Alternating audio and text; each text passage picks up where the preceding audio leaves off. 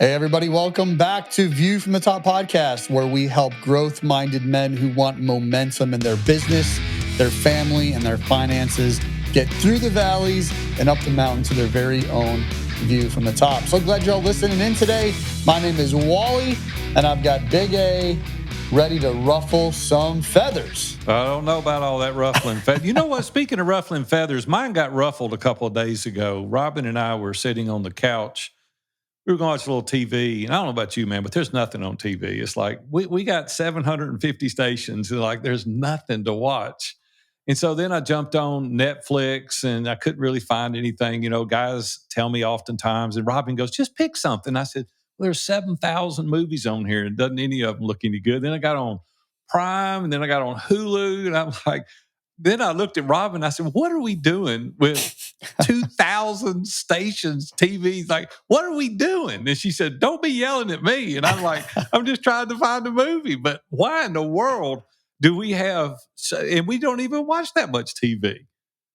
Do you and Sonia ever argue about the TV or what to watch or subscribing? You know what I'm going to do? I think when I get off this call, I'm going to unsubscribe to everything. I'm like, going to put us in the dark so that we can just sit there and talk. Well, here's the beauty. These shows. Yeah, here's the beauty of all those platforms that you're on is that you can pretty easily unsubscribe, and if you can add back the things that you want over time. Mm-hmm. Yeah, we've had all those subscriptions in the past too. I think you have way more than I do because I don't have cable at all. I think we have. I didn't even know that. How do you watch football games? We have Hulu Live. So plus I don't watch much football. Well, you're gonna have to start watching more football. No, I don't think so, man. I think my life's pretty good without it. But I watch like one or two games a year, the ones that matter. So anyway, they all matter. Well, that's something else we're going to talk about on a different day. Oh man, listen, Robin and I don't miss it. It's Sunday, Monday night, Thursday night. Thursday You guys do that night. together. That's great. It's our little date night. Yeah. Well, back to what you said. So yeah, we could spend a lot. I mean, it used to be. I remember when like Dish or like satellite TV or cable, man, if you were spending $50 a month and it got up to like 80 and then like 100, it was like, dang, that's a lot of money. And you go look right now at what you're spending on all those services. It looks right like there, a man. Mortgage. It's crazy. I bet you're pushing 200 plus a month. My cable's over that. Just your cable? Yeah. Without Hulu and Netflix and all that stuff. Yeah. Yeah. I don't know. I don't think you need all that, man. No, I know I don't need it. That's the reason me and Robbie got to fight about it. Cut it out. You need to cut it out and then start adding it back and see what happens. So. Yeah, I need to cut it out. I need to do what Rabbi Daniel Lapin told me years ago. I was interviewing him on a podcast interview, and he said, Big A, I'll tell you what you need to do. And I said, what? He goes, you need to take that TV off the wall, put it on the back of that beautiful bass boat you have, drive out to the middle of the lake and drop it overboard. That's what you need to do with that TV you've got. And I started laughing. He said, they don't even have a TV. Nice. And I'm like, really? He goes, oh no, my time is way too valuable to be wasting it on watching TV. And I thought, man, there's a lesson within itself. We'll save that for another episode is the value of entertainment. I know. We probably waste more time. Speaking of wasting time, I had a guy call me not too terribly long ago, and he said, Big A, he said, I've known you from afar, but I want to get to know you better. He said, I've reached a point in my business career that I'm wanting to make some changes, and I've plateaued. And I said, well, tell me more. And he said, well, I started this company 25 years ago. It's in downtown Nashville. We're in a very busy area. But my business has plateaued. So I guess to protect the innocent, let's call him Plateaued Pete, just for this conversation. Right. So Plateaued Pete called me, and I went down and started talking to him about some of the things that he was doing, trying to coach him through that because he was really positioning the business to sell. And he said, I've tried everything. And what we discovered, and it's like most businesses, what got you here is not going to get you there. And there's so many things that change over the course of our careers. And I thought it'd be good maybe for us to kind of dive into that a little bit today and talk about places in our businesses that we've plateaued. You and I have owned businesses over the course of 3 or 4 decades now. And I don't know about you, but I've reached a few places that I've plateaued. What about you? You ever reached a place in your business where you kind of plateaued for any given reason? Yeah, for sure. I can tell you pretty much the year. It was, in a lot of ways, it was end of 2016, 2017. It's actually when I joined the ISI Mastermind, frankly. Huh. And that was part of the reason that I joined. Mm, I had tried other masterminds to try to solve the same problem that I was having, which was, I'd kind of gotten myself in business in a small business. I had, I think at that time, 25 team members, and we were profitable. We were doing well. I had been, hiring, putting together teams and hiring directors of those teams. And I kind of got to the end of uh, my personal ability, mm, frankly, to be mm. able to take the business to the next stage. How did And you wait a minute, hold on. How did you recognize that you had outpunted the coverage? Like what there came was, up that made you yeah, feel inadequate to taking it to the next level? I'm sure there's a lot of our listeners out there today mhm, that's kind of this is piquing their interest because I'm sure many of them have plateaued as well. So how did you recognize that? yeah. I I wish I could find it, and I've looked enough times that it's frustrated me that I can't find the list. Um, but there was a list. I believe it was Stephen Mansfield or Pressfield. I can't remember which one of those guys, but essentially what he did, his company was he would go and he would rescue uh, well-known CEOs, well-known politicians, well-known entertainers when they screw up. Like that was his company. And when I mean rescue, he'd go figure out, the Where things press went part of south? it, yeah, how to, if any actual, rehabilitation, if there was something with abuse or, all those things, his company handled that. So major catastrophe, somebody does something that they shouldn't in a very prominent leadership role, his company came in and helped them sort through that and work that out. So he created this list of 10 things that helped you evaluate as a business leader if you were in trouble or headed down the wrong road. Mm, And his 10th, I believe it was his 10th one, was uh, are you out of season? mm, And so it was this idea that as a leader, am I out of season? mm, Doesn't mean that I'm not equipped. It doesn't mean that I haven't done well to get to where I was. And a lot of times I think when guys think about being plateaued, they think of themselves as being a failure. mhm, Like I can't mhm, solve for this, right? And so they end up in this hamster wheel of just going around and around and around and around and around, desiring a different result. And what happens is when we start to plateau and we don't mm, recognize it and we don't get help and we don't make different decisions, we're going to make some really dumb decisions. mhm, And some of those decisions are going to affect our bottom line.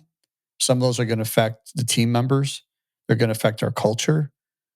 They're going to start affecting our home, mhm, with a relationship with our spouses. mhm, Because when you get, for me, when I thought about that idea of being out of season, it almost becomes when you feel plateaued, a lot of times you feel paralyzed.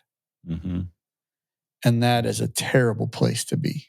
mhm, And so mhm, that was the trigger for me. Something mhm, I heard. I believe it was on a podcast actually where he said that. mhm, And I was like, man, that is me right there. mhm, I'm out of season, so I got to do something about it. So mhm, that was kind of the beginning of the journey. mhm, mhm. Yeah, I know, not to that degree exactly, but we've even reached kind of a plateau here with View from the Top. I started this business 9 years ago. By the way, wish us happy anniversary, Wally. Oh, 9 years that's right. ago, right? This past Today. month, yeah, it was. We started not today. It was May 28th, All right, 3 actually. days And ago. so, Yeah, yeah, yeah, yeah, congratulations to yeah. So everyone, the nine whole years, team. yeah, That's awesome. yeah, it's pretty cool. But we discovered about 3 years ago when you came on board with helping us do some integration work that uh, what got us here is not going to get us there, right? And so, really grown ISI Mastermind and View from the Top really through podcast guesting. It's been a real good tool for us. But podcasting has changed a little bit, and it's effective. It's doing good, but different shows come and go. And I'm like, hey, what got us here is not going to maybe get us to the next level. And so, we started, View from the Top podcast, and our audience is building, and we're doing well here. And so you try different things, you innovate, right? And that's what we're doing as well. And Can I back up? Can I back up yeah, for you? So, sure. because I walked this journey with you, but I wasn't in your head. Yeah. When you That came would to be a hard place to be in my head. it's hard enough to hear it come out of your mouth sometimes, let alone see it bouncing around. Even though most of the things you think do come out, so that's not a necessarily I a bad don't know thing. how to take that either, but In the right there's not way, much in of the a right filter way. on No, me. no, no. Yeah. So when you, as a business owner, when you went through that process of, hey, I've had this business for, at that time, it's been 9 years right now. So Yeah. you're looking at 6 years, whatever it was, 6 or 7 years. You had the business, and you and the team worked like hard to get that. Like, Sure. you worked hard. You did everything that you knew to do. You did more reps than anybody else. And I'm just going to say it, like, realistically, even today, to my knowledge, View from the Top, the ISI Mastermind product that View from the Top has from a mastermind product is the largest mastermind ongoing, that big, that many groups that I'm aware of, like in all of our competition spaces, to my knowledge. Right. Yeah. And so yeah. I that hadn't just thought a lot doesn't, about it, but I think you're right. Yeah. that just doesn't happen, is my point. Right. So Right. you got to a point where you had done all you could, you know, you knew what you knew to do to get to where you were. What was the thought process as a business owner? Because I know you struggled with this, Mhm. right? Because there's multiple aspects when you plateau Mhm. in business. There's multiple aspects that come into play Mhm. as you think through it as a business owner of how to work through it, how to work in it, how to work out of it. What were some of those things for you? Well, they change. That's the difficult part about any business, and we've owned a number of businesses now over 44 years, and different industries are different. But we evolve. Things change. People's interest changes. The product that you're offering may become uh, ineffective. You've got to reevaluate what the product is. The way you deliver. It's kind of like our pastor used to say at our church, the message never changes, but the methodology always changes. Mm. And I think that's true in business. I think we get stuck in a rut, and we're like, I'm going to use this as an example. This is not something that I'm even interested in doing, but a lot of businessmen that I know well that have flourishing businesses, they say, Big A, you need to get on TikTok. And I'm like, "Oh, I'm not getting on TikTok." And these are guys I respect, and these are guys that have flourishing businesses. And they said, "You'd be surprised at how many of your ideal customers are there." And so I backed up and I said, "Well, I'm not going to say I never will get on there then, but currently I'm not." But there was a time I wasn't on Twitter. There was a time I wasn't on Facebook. There was a time I didn't do podcast interviews. There was a time I didn't blog. There was a time I hadn't written a book. So there are seasons. And so I had to think, like, what is it? And so I, along with you, came to the same conclusion that I had outgrown my abilities, or where we wanted to grow wasn't within my, abilities. And, I sought you out and I said, "Hey, you've got systems and processes experience. You've scaled businesses before, you've had larger teams, and you had an interest in what we're doing." And like, it was a natural fit. Right. And you've done a remarkable job at helping us build the infrastructure for the next wave of development. And so it was just kind of getting out of my own way. And I'll tell you, that's not really easy for me to do because, we all have pride, we all have egos, and I had to finally say, hey, if we're going to succeed in the mission of View from the Top is going to go forward, it's bigger than me, and I've got to get out of the way, and I've got to get competent, capable people to help me with their zone of genius. Right? I was competent, but it wasn't my zone of genius. Now we're operating within your zone of genius. It's helping us to scale to the next level. And so I think it's just doing a little gut check, finding out what your competencies are, what is your zone of genius, find out where you can best use your skills. And here's the other side. We could do a whole podcast on this, but when I'm working in my zone of genius, it gives me energy. I'm excited, I'm pumped up, I'm ready to go.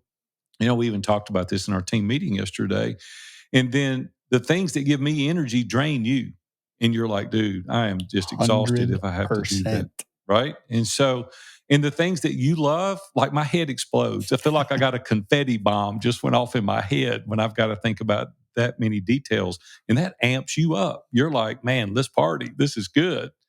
And so that's the reason that we've got to delegate these things out to people that are competent and capable. So I would just say get out of your own way, the people that are trying to figure out everything. Dan Sullivan wrote a great book, Who, Not How. Mhm. And I wished I had read that book, 30 years ago. It would have helped me a lot because I thought I had to figure out everything myself. Like I got to be the marketing guy, the sales guy.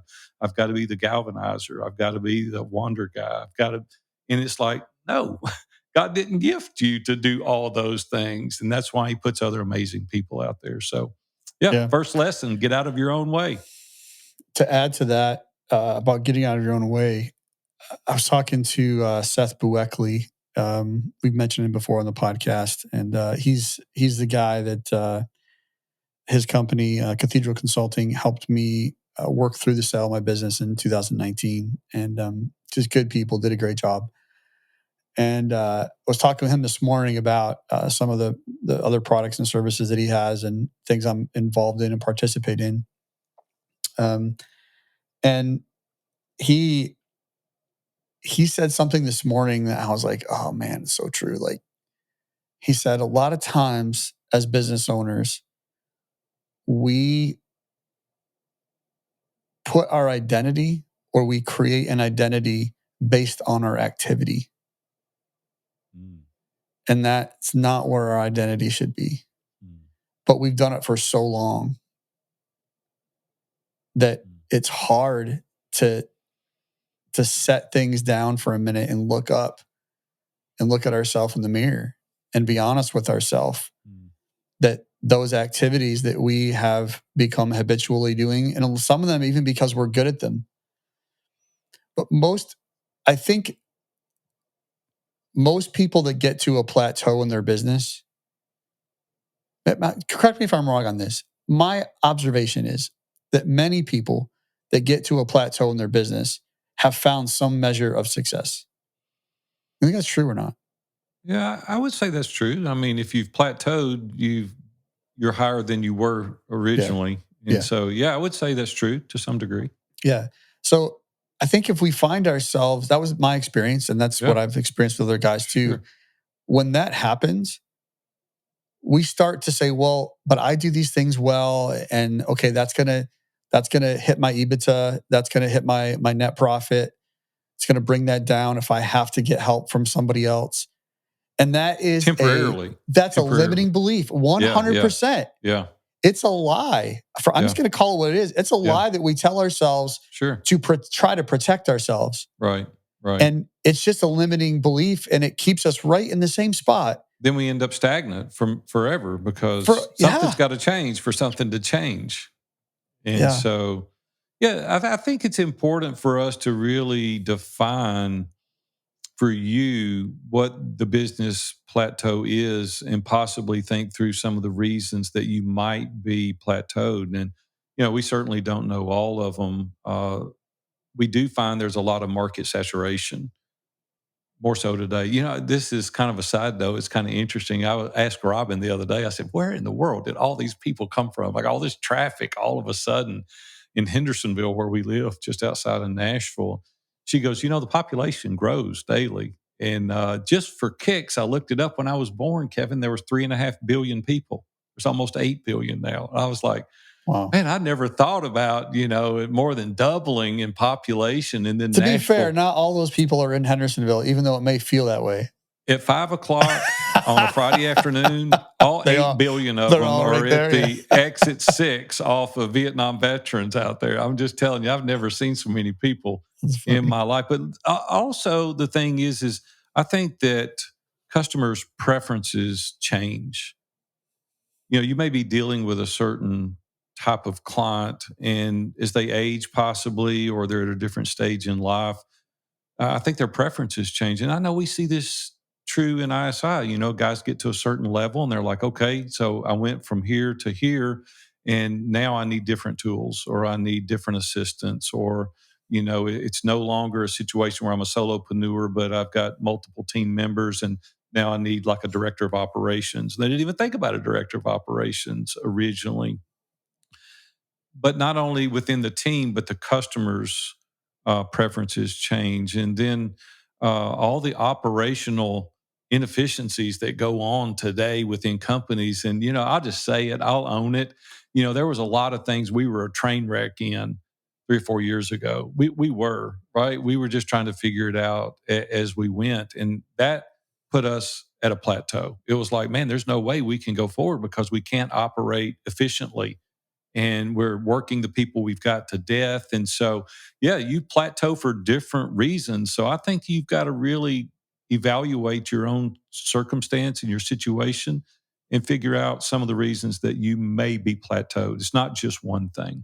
Yeah. When you think about market saturation, you mentioned that. And then what was the last thing you just mentioned? You mentioned market saturation Well, and operational inefficiencies. yeah, but you mentioned something else there too, which Yeah. were innovation. Yeah. Yeah. So getting customer feedback and Right. listening to customers, find out what they need. Those are all like, I think definitely outward facing market type Mm, conditions, mm, right? And it happens. Like when market saturation, as more competition comes into your marketplace, you could find yourself plateauing because of the number of customers that available for a specific service that you offer. mm. So that pool gets a little smaller for you, Right. right? Right. So you find yourself plateauing from a revenue standpoint. Mm, And that's where innovation can kick in and be like, hey, we've got these great relationships with our current customers. Is there some type of a partnership or some type of a valuable product um, that we might be able to create or have that we can offer them an additional value to our right. relationship? And so you have to be able to take the time to think through those things, and that leads right into being able to um, uh, what's the word I'm looking for? Develop your team members with inside of your business so that Mm, often you plateau because you reach a point of you don't know what you don't know. But that also means that if you're doing that, more than likely your leadership style is promoting that inside of your business as well. right. Right. Right. And so as soon as you get yourself out of that mindset and open that door Mm, for other people, like we've just witnessed this. We just went through the Working Genius, just starting on that journey with Working Genius, did the assessments. Patrick Lencioni, a fantastic author, has a lot of books out there. The Five Dysfunctions of a Team.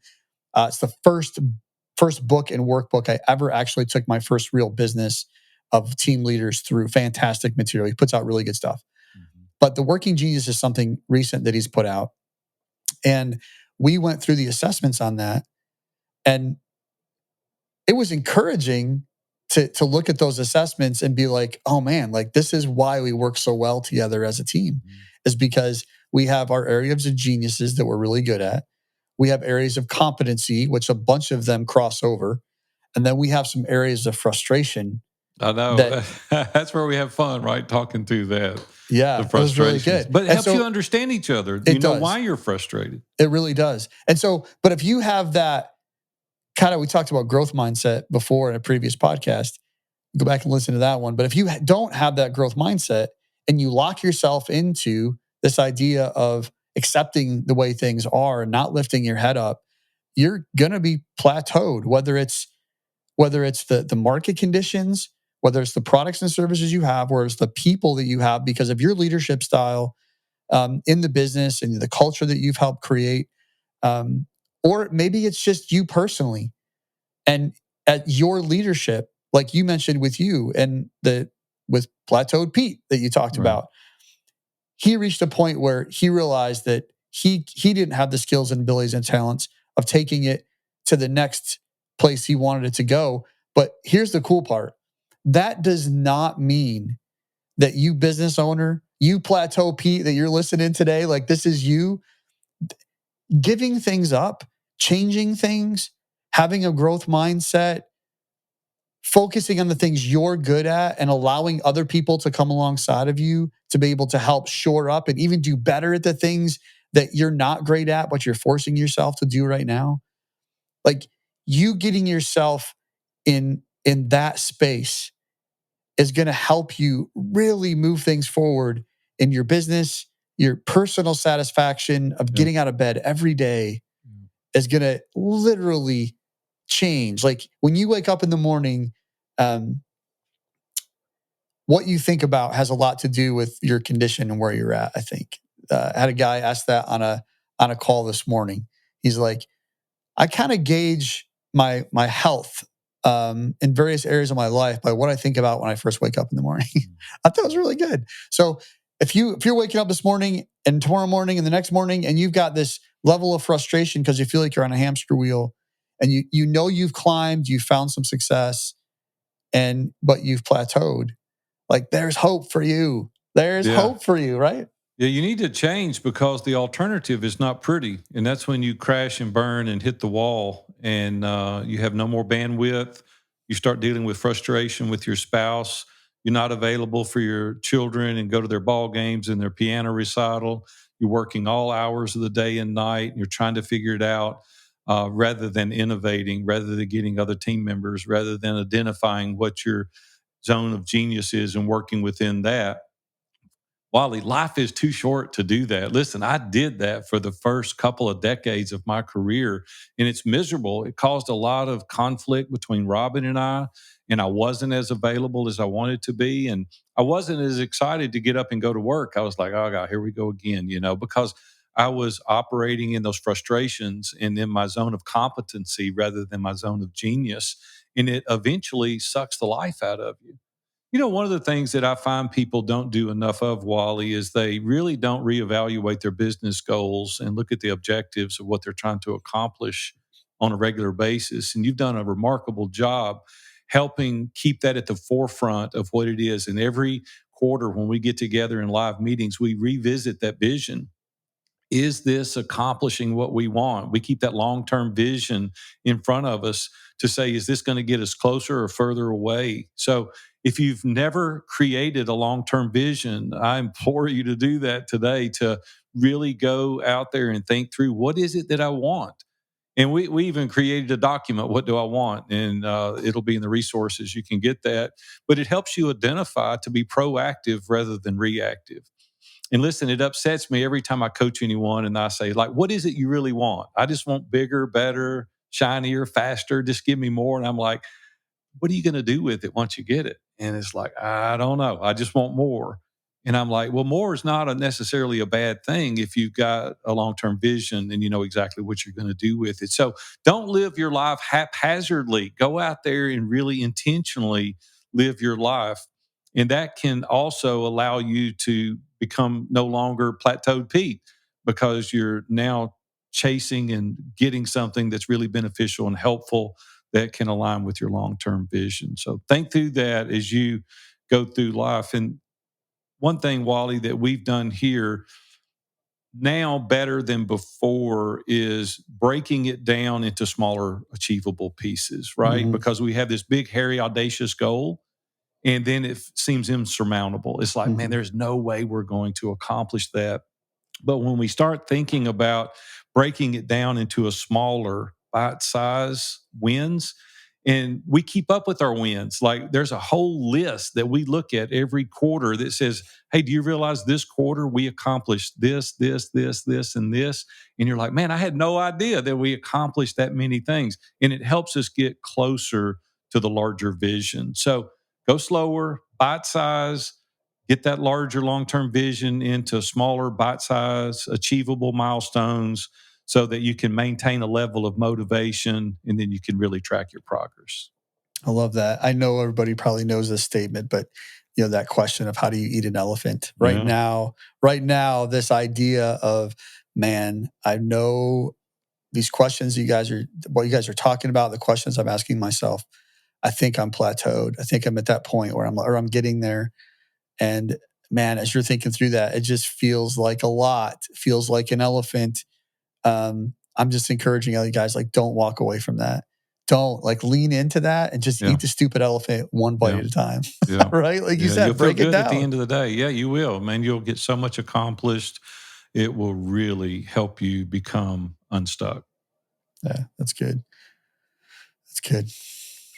So what's the next step, man? Like if I'm listening to this, if I'm Plateau Pete out there, I'm listening. I hate to keep using that name, but man, it's good. So if I'm him, I'm out there, I'm listening. What's my best next step? You said break it down, take bite-sized chunks. That makes Yeah. sense. What Yeah. else? Well, the thing that I really enjoy doing, I think out loud, and I do that with trusted advisors. And so I've got my mastermind group in ISI that I meet with every Monday at 2 o'clock, and we break these things down. I also have an inner circle that I'll go to and I'll say, listen, these are the things that I'm thinking about doing. Uh, what are your thoughts around it? And oftentimes I'll see things that I don't need to do when I'm explaining it. I'm like, you and I did it this morning. I called you this morning about a situation that's really been heavy on me. And I was convinced this is the way we needed to do it. And the more I explained it, and then you gave feedback, I saw the pitfalls in it. And I think it just really does me good to really share, get feedback, have trusted advisors that you can share, that you can give all context to the situation.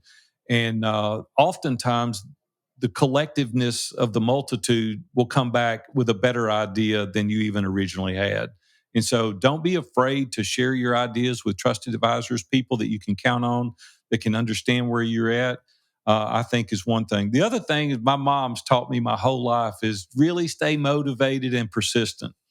My mom had a little saying when I was a kid, and I've adopted it as my life mantra: can't, couldn't do it, but could, did it all. And you got to tell yourself that over and Mm. over and over. It's like, you know what?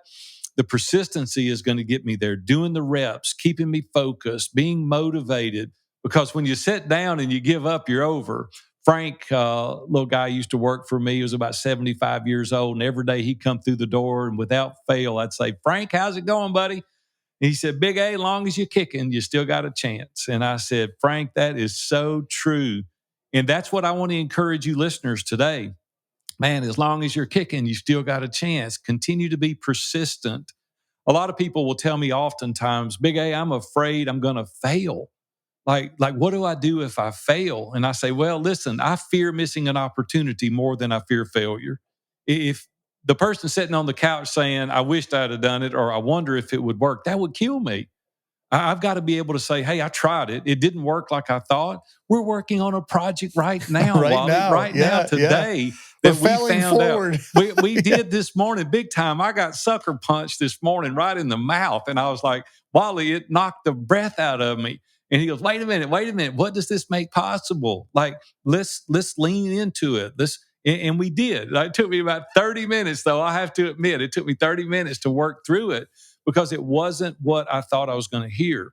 But a very experienced person, a person in this space, enlightened me how this would be successful. And it was contrary. It was 180 degrees from what I thought it was going to be. Right. But I'm glad I learned now rather than later. Right. We invest more money and I find out later it could be very costly. And so, yeah, lean into that. Stay motivated, stay persistent, go out and enlist the consensus of people that you really believe in, you really trust in, see what they say, see what they offer, really evaluate your business, kind of think through every aspect. Is it your marketing? Is it internal? Is it the product development? Is it, are you outdated? Are you not doing any marketing? Really kind of walk through every one, make a checklist, and then kind of reverse engineer it and start working on the things that you need help on. I love it, man. So those are the marching orders right there. If you feel like you're plateaued right now, go get that checklist going. Listen to this podcast 1, 2, 3, 4, 5 times, whatever you need to do to get that list down. and start making a difference, man, because it's worth it. I'm just telling you. I've experienced it. It's worth it. You folks go out there today, man, do this list, check it off, get after it, because the service or the product that you've got, the world needs, and we need you. So go out there today, enlist this, and stop being plateaued. Before we finish this episode up, I just wanted to quickly give you a link. So in today's episode, Big A mentioned masterminds, and View from the Top has a mastermind called ISI, Iron Sharpens Iron Mastermind. And if you're out there kind of doing it alone, you find yourself that you've plateaued and you need some help, and you don't have people around you that you trust that can give you unbiased advice, that can lean into you, that can celebrate with you, that can understand where you're at, I encourage you to go check out ISI Mastermind. You can easily find it. Just go to viewfromthetop.com. That's viewfromthetop.com and click on the ISI Mastermind link at the top. We'll see you next week.